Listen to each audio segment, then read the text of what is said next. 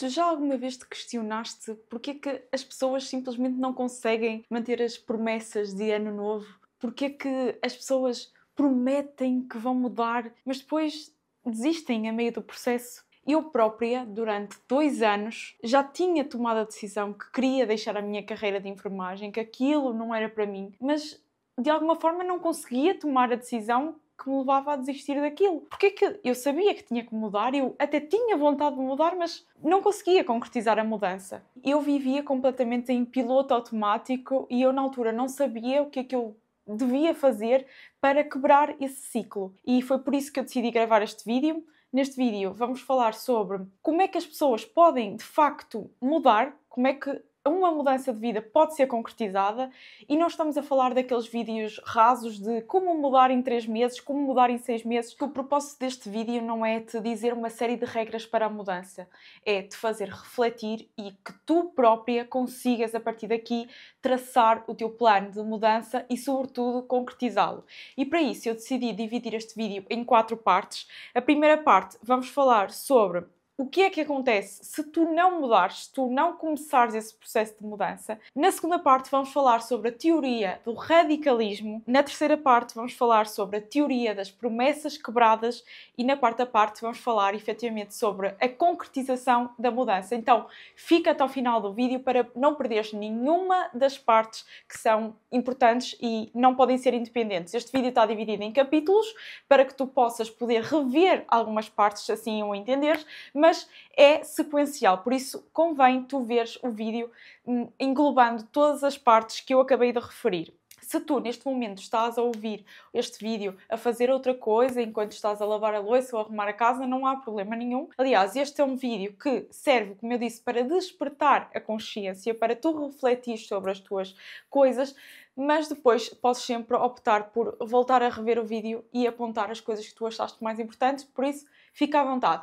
Para quem não me conhece e caiu aqui de paraquedas, o meu nome é Leonor Ribeiro e este é um canal de mentalidade e desenvolvimento pessoal. Quem quer mudar de vida, quem quer descobrir o seu propósito na vida, quem quer colocar os seus projetos em ação, este é o canal ideal para tu subscreveres, porque não há nada que seja concretizado na vida que não passe primeiro pela mente. Então a mentalidade deve ser uma das nossas principais preocupações. Então aproveita para clicar em subscrever se tu ainda não acompanhas este canal. Sem mais demoras, vamos começar. Eu vou utilizar estes 3 livros para me servirem de referência às teorias que eu vou apresentando, que são, já agora vou mostrar os livros, 12 regras para a vida, do Jordan Peterson, Pense e Fique Rico, do Napoleon Hill, e Hábitos Atómicos, do James Clear. Quem me segue aqui no canal já sabe que eu utilizo muito estes autores, e nomeadamente estes livros, para trazer conteúdo. No entanto, eu quero aqui dar um recado muito importante. Para quem já me acompanha, sabe que eu publico vídeos com bastante regularidade.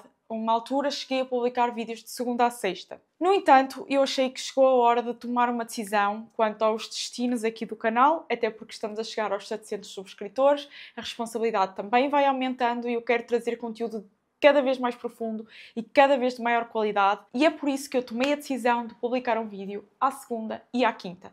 Vamos diminuir a frequência do canal para 2 vezes por semana, também é uma forma de vocês saberem quando é que têm conteúdo aqui no canal e também uma forma de me dar tempo para eu me preparar melhor para os meus vídeos. O que é que acontece quando nós permanecemos em piloto automático? Nós muitas vezes temos muito a ideia de que aquilo que não se mexe permanece da mesma forma. No entanto, eu venho agora aqui provar com esta minha teoria, com a ajuda do Jordan Peterson, que aquilo que não se mexe tem tendência a piorar de situação.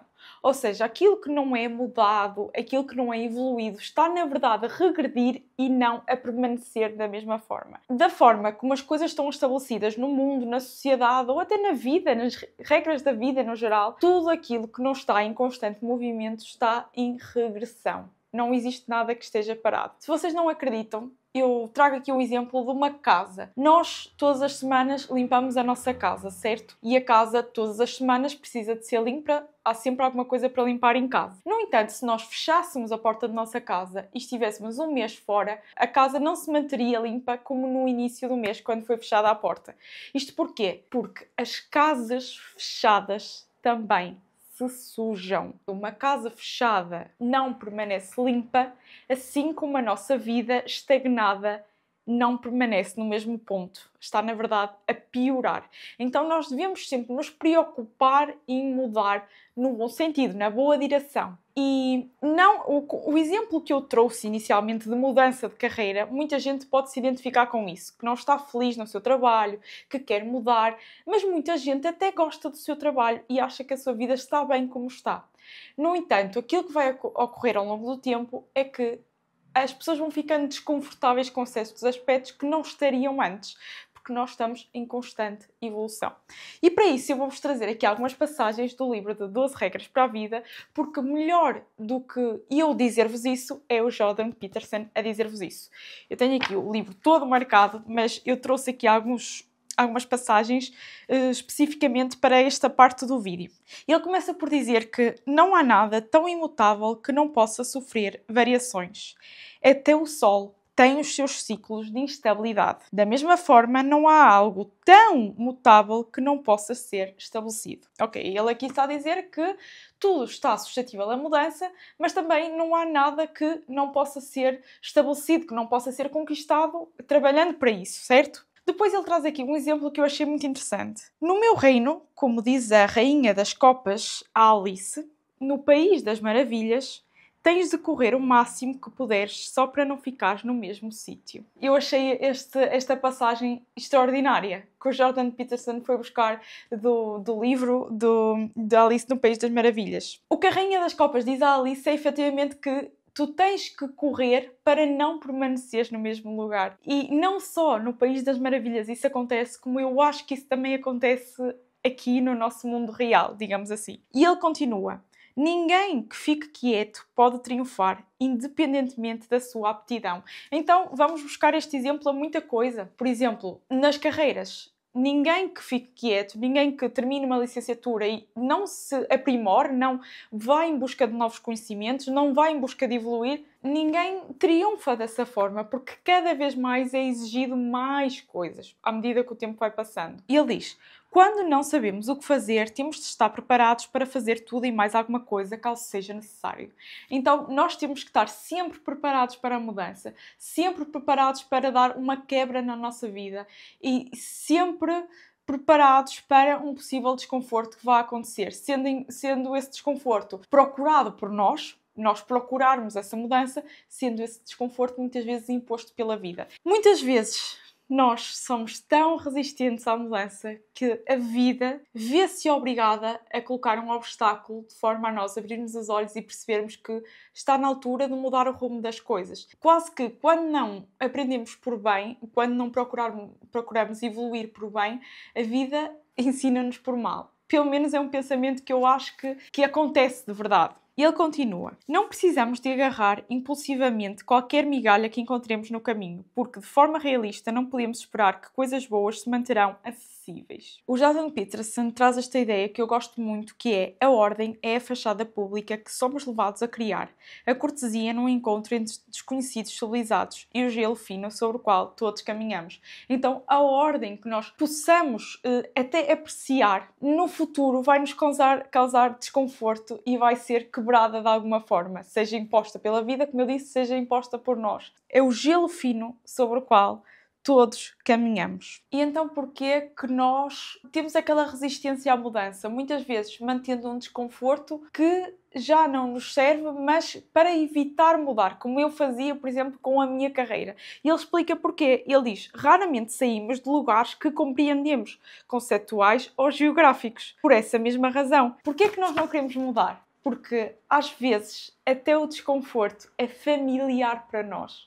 Até aquilo que já é uma porcaria, mas que já está estabelecida, já é previsível, nós já entendemos, torna-se mais fácil do que mudar para uma coisa melhor. E é por isso que muitas vezes as pessoas estão em situações difíceis, não só de carreira, como o exemplo que eu dei, mas também muitas vezes envoltas em vícios, por exemplo, o vício do tabaco. As pessoas sabem que aquilo é mau, que aquilo prejudica, mas as pessoas não querem deixar aquilo porque aquilo é mau, mas já é habitual para eles, já está enraizado. Então é difícil sair de um lugar que nós compreendemos e que que nós conhecemos. Nós já entendemos porque é que é importante mudar, porque é que é importante quebrar a ordem estabelecida e porque é que as pessoas resistem tanto a essa mudança. No entanto, o que é que acontece quando as pessoas decidem mudar? Vocês estão neste vídeo, muito provavelmente vocês clicaram porque desejam ver uma mudança na vossa vida, mas o que é que acontece quando decidem mudar? Acontece a teoria que eu quero trazer agora, que é a teoria do radicalismo. Quando uma pessoa decide mudar a sua vida, pensa que tem que mudar os aspectos cruciais da sua vida, vários e ao mesmo tempo. A técnica que as pessoas estão habituadas de mudança, estão familiarizadas, é a técnica de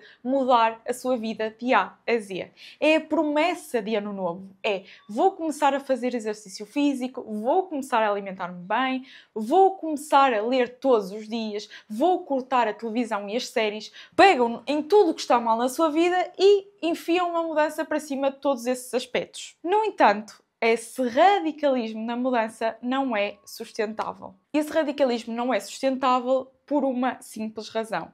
Porque a pessoa fica sobrecarregada com uma pressão imensa, com maior probabilidade de ceder. E eu já vos vou falar sobre o que é que acontece quando a pessoa cede e quando a pessoa falha na mudança que está a tentar estabelecer. Mas primeiro vamos entender porque é que a pessoa fica sobrecarregada. Se eu tiver estes dois livros na mão e eu tentar equilibrá-los com as duas mãos, é relativamente fácil para mim. No entanto, se eu pegar num terceiro livro, torna-se um pouco mais difícil eu equilibrar estes 3 livros na minha mão. Mas até consigo. No entanto, se eu me lembro que afinal eu quero colocar mais um livro, já fica um pouco difícil de equilibrar estes livros todos e torna-se pesado. Vocês estão a ver o que é que está a acontecer aqui? Cada mudança que eu vou acrescentando na minha vida, mais difícil está a ser segurar. Cada livro representa uma mudança, mais difícil está a ser segurar este peso. O que é que vai acontecer? Eu não vou aguentar o tempo suficiente para que a mudança se concretize e vou desistir. Neste radicalismo da mudança, quando um dos aspectos falha, normalmente a pessoa deita tudo o resto por terra. No outro dia, eu estava a falar com o meu namorado sobre começarmos a fazer exercício físico. E ele decidiu que ia começar a correr todos os dias na passadeira. E eu disse-lhe, olha, se tu és uma pessoa que não corre nunca, talvez seja melhor tu correres 3 vezes por semana ou correres dia sim, dia não, para te dar aquela margem para descansares no segundo dia. E ele não aceitou, ele disse que ia continuar a correr todos os dias. Mas eu disse, talvez seja melhor tu conseguires efetivar essa mudança e conseguires de facto correr 2 vezes por semana do que correres uma semana e depois na semana seguinte já desistires. Mas porquê que as pessoas, então, sabendo que a mudança de várias coisas vai ser mais sobrecarregada, porquê que preferem mudar dessa forma? Porque acham que a mudança vai ser mais rápida e porque a mudança é de facto mais visível. É muito mais prazeroso eu saber que durante uma semana eu mudei 5 aspectos da minha vida do que eu saber que estou a mudar 1% todos os dias. Aquele 1% que é quase invisível, que é quase preciso ir lá com uma lupa para ver a pequena mudança, é subestimado. As pessoas subestimam as mudanças de longo prazo e sobreestimam as mudanças de curto prazo. Então as pessoas querem resolver a vida delas todas em 3 meses e em 6 meses com mudanças radicais, mesmo sabendo que isso não vai ser sustentável, do que efetuarem pequenas mudanças ao longo do tempo. E é por isso que as pessoas têm essa ideia do radicalismo. Eu, quando digo as pessoas, também me incluo nesse grupo, porque vocês sabem, eu sou uma pessoa muito de 8 ou 80, preto ou branco. E eu muitas vezes penso, ou é para mudar tudo ou nem quero mudar. E muitas vezes não penso racionalmente, não penso que se calhar é preferível fazer a mudança a passinhos de caracol e sustentar do que tentar mudar tudo de uma vez e não conseguir. É quase como a história da corrida da lebre e da tartaruga. Se calhar é preferível caminhar devagar, mas de forma constante, do que tentar fazer um sprint e cansar-me a meio e voltar para trás. Na vida, as mudanças é um treino de resistência e não um treino de velocidade. E depois, o que é que acontece quando a pessoa tenta implementar esse radicalismo, essa mudança do dia para a noite e não consegue sustentar? E aqui entramos precisamente na teoria das promessas quebradas. Nós estávamos a jantar com uns amigos e um dos nossos amigos estava-se a queixar, a dizer que tinha engordado nos últimos tempos e que não estava a conseguir manter a dieta. Todos os fins de semana tinha uma festa, um evento, o que fazia com que ele comesse comidas não tão saudáveis e fazia com que ele engordasse. E eu questionei, então, mas se isso acontece ao fim de semana, o que é que acontece nos outros dias todos, de segunda a sexta, uma vez que os eventos são só ao fim de semana. Porque se olharmos bem, a semana tem 7 dias. Se 5 desses dias a pessoa comer saudável, não é por 2 dias que a pessoa vai engordar. Entendem aquilo que eu quero dizer? No entanto, o que é que acontece na cabeça da pessoa, dessa pessoa e nas pessoas todas acaba por ser transversal? Só porque no fim de semana a dieta era quebrada, significava que no resto da semana eu já quebrei a dieta, então não tenho que me preocupar com dieta, porque a dieta já não existe. Então, só porque naquele dia o hábito foi quebrado, estamos a dar o exemplo da dieta, mas podia ser outra coisa qualquer, então significa que nos outros dias eu já não tenho que fazer o hábito. Se nós fizermos um zoom out na nossa vida, a nossa dieta, os nossos hábitos de sono, de leitura, de lazer, do que seja, não são o que é feito no fim de semana. Não é o que é feito em 10% dos nossos dias. É o que é feito nos outros 90%. Então não há problema nenhum se ao fim de semana sairmos da dieta, se no fim de semana não quisermos ver aquela série, contando que no resto dos dias nós possamos fazer aquilo que tem que ser feito. E pegando novamente no exemplo dos livros, a pessoa quebre um dos elos, é mais provável da pessoa quebrar um dos elos porque está a tentar sustentar dieta, exercício, leitura e hábitos de sono, então um dos elos vai ser quebrado, e quando um dos elos é quebrado, a pessoa vê e, ok, já quebrou, não vale a pena pegar em mais nada. Por isso é que eu não defendo o radicalismo. A mudança não é sustentável a longo prazo. Digam-me nos comentários se vocês são mais radicais quando se trata de mudança ou se são mais realistas e tentam fazer a coisa como deve ser. Por falar em coisa como deve ser, já vamos efetivamente falar sobre mudanças que se concretizam. No meio disto tudo, eu já percebi os erros todos que estou a fazer ao tentar mudar. Eu quero efetivamente proceder a uma mudança na minha vida. O que é que eu devo fazer? Em primeiro lugar, o meu conselho é escolher um aspecto da tua vida que tu queres de facto mudar. Se tu queres mudar vários aspectos, tenta escolher aquilo que é mais urgente. Se calhar tu estás com excesso de peso e precisas urgentemente de mudar os teus hábitos alimentares e de exercício físico, de estilo de vida. Se calhar tu estás com muita falta de concentração no trabalho ou nos estudos e precisas urgentemente de mudar os teus hábitos de sono e os teus hábitos de leitura. Se calhar tu estás com uma dificuldade muito grande em te relacionar com os outros e tu precisas efetivamente de mudar os teus hábitos de comunicação e de relação com os outros. Então, tenta, no meio dos aspectos da tua vida, escolher aquilo que está mais urgente para mudar. Porque aí tu podes concentrar as tuas energias e podes-te focar em proceder a uma mudança de cada vez. No meu caso, por exemplo, foi uma mudança de carreira. Eu deixei a enfermagem, novamente vou dizer a mesma coisa, para começar a criar conteúdo. Mas se eu, por acaso, também quisesse mudar os meus hábitos alimentares, eu tentava me focar mais na parte de mudança de carreira, que era aquilo que eu achava que era mais urgente. Depois de escolhido o aspecto da tua vida que tu queres mudar, eu quero falar-te sobre 3 coisas. O primeiro é desejo, busca por conhecimento e o terceiro é contexto. O que é que são estas coisas? São os pilares do que eu acredito serem cruciais para concretizar qualquer mudança. O primeiro pilar, eu vou aqui consultar o Pense e Fique Rico, o primeiro pilar é desejo. O Pense e Fique Rico é um livro de desenvolvimento pessoal que promete trazer um método para a riqueza. Um método mental para atrair riqueza. É um livro muito bom e eu aconselho a ler. É fácil de ler, mas que eu acho que é um livro para ler mais do que uma vez. Eu sinto que se eu voltar a ler este livro, vou extrair conhecimentos que não extraí da primeira vez, pura e simplesmente porque não estava tão desperta para certas coisas. O primeiro passo é então o desejo. Há uma diferença entre desejar mudar e desejar mudar ao ponto de que a mudança é absolutamente indispensável na vida. Então aquelas pessoas que não têm outra alternativa que não mudar esse aspecto, que realmente reconhecem que ou mudam ou algo verdadeiramente mau pode acontecer com essa inércia, com essa falta de mudança. Essas pessoas que reconhecem isso são as pessoas que mais facilmente conseguem concretizar a mudança, segundo Napoleon Hill. E ele começa por dizer: qualquer pessoa que vença qualquer empreendimento tem que estar disposto a queimar os barcos e a cortar todos os caminhos de fuga. Então a pessoa tem que estar disposta a caminhar, a mudar sem olhar para trás. Inclusive, há um vídeo muito importante aqui do canal que eu acho que é absolutamente subvalorizado, que é um vídeo que fala sobre olhar para trás. As pessoas que estão constantemente viciadas a a olhar para o passado, a se apegar ao passado. Se tu ainda não viste este vídeo, eu recomendo veres. É um vídeo muito mais curto, mas que tem uma mensagem muito, muito importante ligada a este contexto. Eu vou deixar aqui no card para tu veres a seguir a este vídeo. Não deixes este vídeo a meio, terminas e depois vais ver esse vídeo que é importante. E ele continua: só assim é possível manter o estado de espírito conhecido como o desejo ardente de vencer. É essencial para o êxito. Depois ele conta uma história breve que eu vou ler para vocês.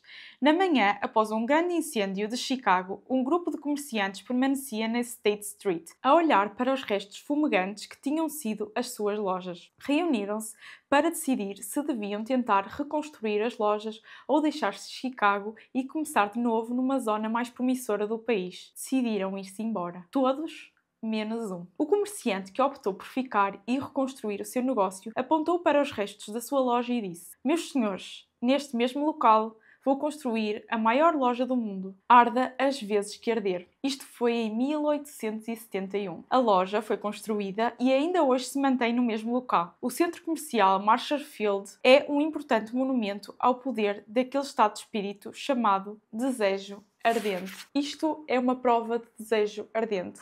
Não importa aquilo que aconteça, não importa os obstáculos que surjam, e eu vou construir ali a minha loja, não importa as vezes que ardam, e eu vou reconstruir aquela loja naquele local. Então é uma pessoa que não aceita abandonar o seu desejo. E, segundo o que diz Napoleon Hill, as pessoas que estão presas ao seu desejo ardente de fazer dar certo são as pessoas que vão conseguir concretizar os seus empreendimentos e as suas mudanças. Então, se tu és uma pessoa que realmente não reconhece a palavra desistir e para ti não importa os obstáculos que possam surgir, tu realmente queres efetivar essa mudança na tua vida, o Napoleon Hill continua a sugerir o caminho certo para isso. E ele diz o seguinte: uma das coisas mais estranhas sobre seres humanos é que estes valorizam apenas aquilo que tem um preço.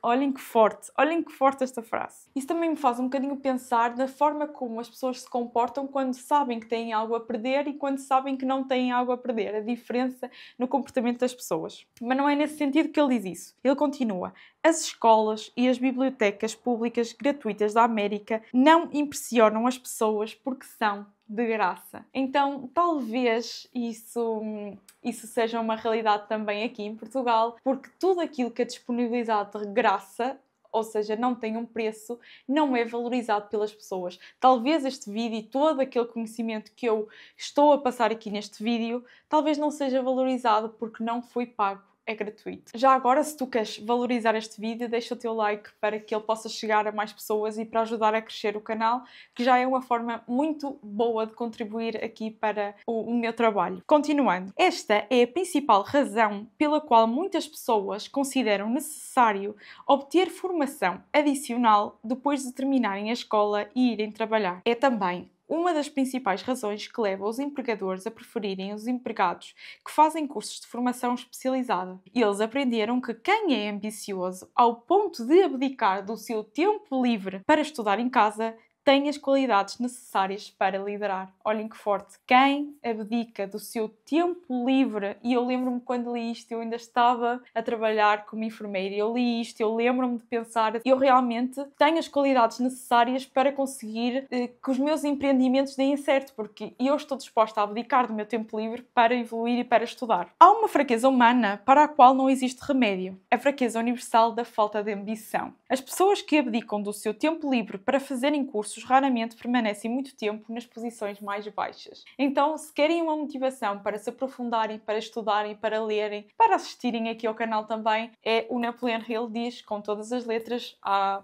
alguns anitos que este livro foi escrito, que as pessoas não permanecem em posições baixas quando estão dispostas a estudar e ir mais além do óbvio. A busca do conhecimento é, de facto, um dos pilares, a busca por entender, por estudar, por ir saber aquilo que é preciso para mudar é essencial para que alguma coisa seja feita. O terceiro pilar é o contexto. E para suportar esta minha ideia, eu trouxe o livro Hábitos Atómicos. Para mudar de hábitos, é importante que o contexto seja favorável e muitas vezes o contexto é as pessoas que nos rodeiam, as pessoas que nós temos contacto.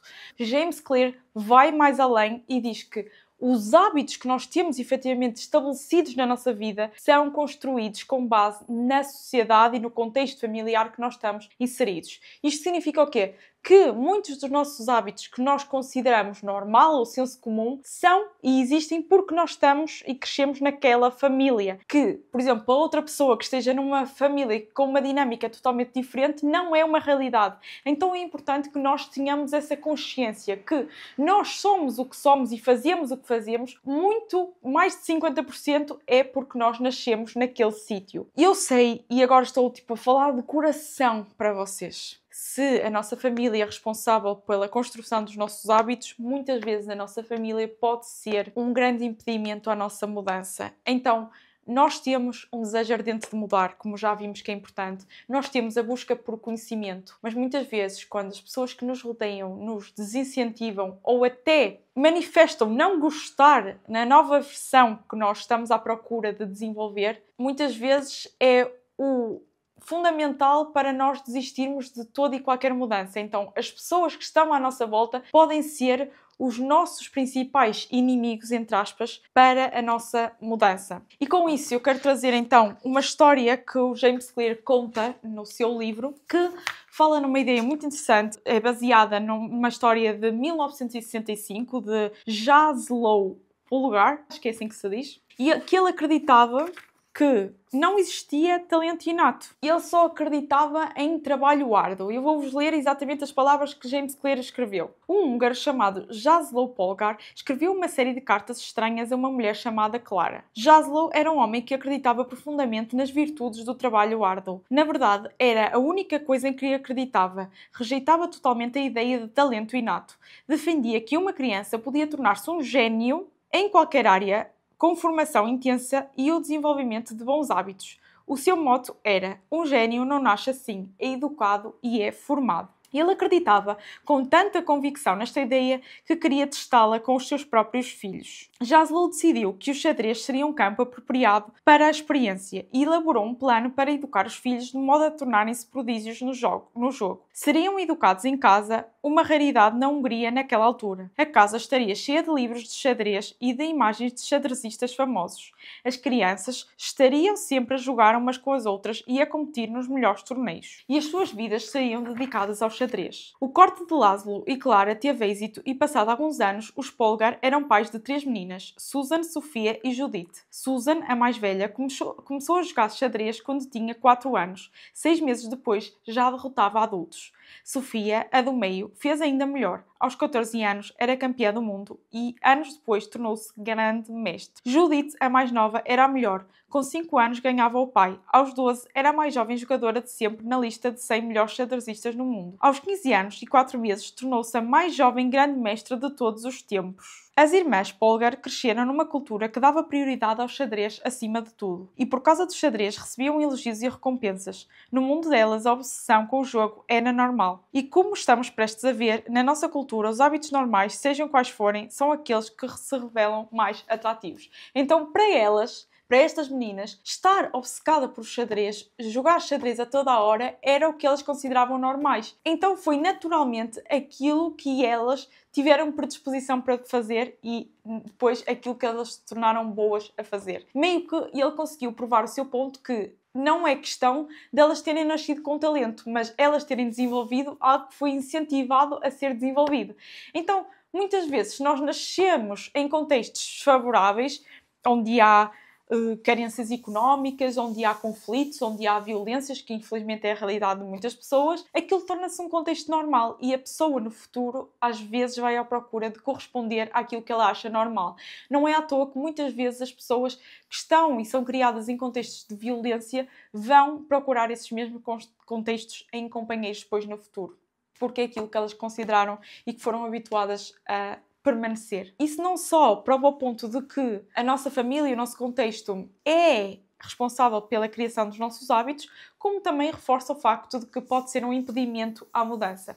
No entanto, eu considero que quando nós queremos de facto mudar, queremos de facto fazer uma alteração, as escolhas devem ser feitas. Então muitas vezes nós temos que escolher entre permanecer em contacto com aquelas pessoas. Eu sei que pode parecer duro eu dizer isto, mas que nos estão a incentivar a permanecer no sentido contrário àquilo que nós queremos seguir, ou escolher, de facto, proceder a uma mudança e, se calhar, retomar o contacto quando a mudança estiver consolidada. Eu não sou a favor de se cortarem laços familiares. Eu não estou de acordo com isso. Mas acho que pode-se contornar essa situação, muitas vezes, não falando com a família especificamente nos assuntos que causam discórdia.